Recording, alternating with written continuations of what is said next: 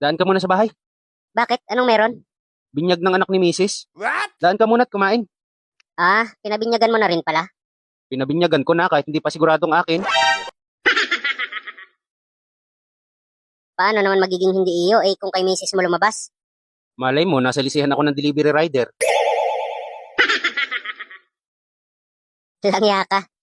Sige, babalik ako. Bibilang ko lang ng napkin si misis. Sige pre, balik ka ha.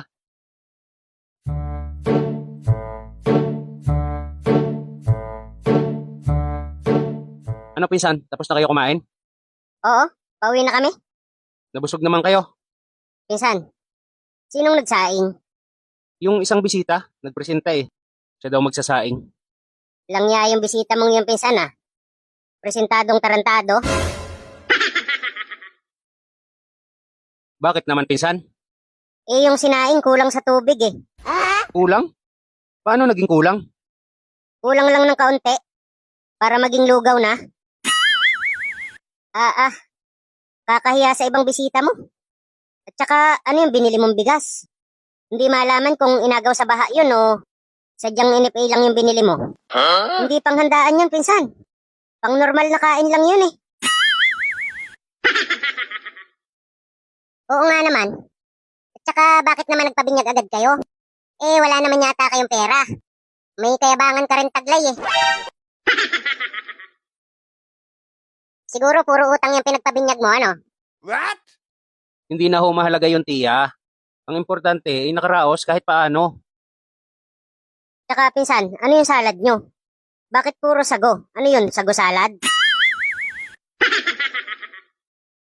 Walang ya. Puro sago na nga lang, ang tabang pa. Kulang na kulang sa gatas. Yung lumpia nyo din. Naglumpia pa kayo, kakarampot lang din naman ang laman. Ano yun, lumpia wrapper? Hindi nyo man lang dinami-damihan ang laman Napakakunat pa.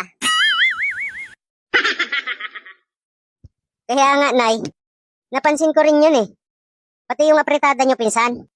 Ano yun, apritadang carrots at patatas? Wala man lang ako mahalukay na karne Tapos yung dinuguan nyo pa. Puro laman loob na nga lang. Lumalangoy pa sa sabaw. Dapat hinaluan nyo man lang ng ginayat at tsinelas. Para madami-dami ang laman. Pinsan. Talagang ako ang napapahiya sa mga bisita mo Wow naman. Sinabi mo pa. At saka pag ganyang binyag, huwag na kayo maghanda ng sinaing na tulingan. What? Saan ka naman nakakita ng binyag na may sinaing na tulingan? Ano yun? Para masabi lang na may handa kang seafoods. Tsaka yung handa mo, kulang na kulang. Dapat pag ganyang binyag, mayroon ka man lang sanang lechon. Tsaka kahit 3 layers lang na cake. Isang beses lang yun sa buong buhay ng anak mo. Hindi mo pa pinabongga. Pasensya na ho kayo. Yun lang ho ang kinaya ng budget Kaya nga, yun nga ang ibig kong sabihin. Sige, pabinyag ka agad. Wala ka pa naman palang pera. Bakit ho ba kayo nakikialam? Wala naman kayo na itulong. Hindi ko nga kayo inimbita dahil hindi ko gusto ugali nyo Bakit kayo pumunta? Pinakain na nga kayo dami nyo pa sinasabi. Kita mo na? Kami ang kamag-anak mo, kami pang pagdadamutan mo. Buti sana kung masasarap yung handa mo. Sa susunod, huwag ka magyabang. Kung hindi mo kaya, huwag ka na lang maghanda. Alam nyo, maigi pa, umalis na kayo. At baka magdilim ang paningin ko, ay nako. Baka hindi ko kayo matansya kahit tiyahin ko kayo. Talagang aalis na kami.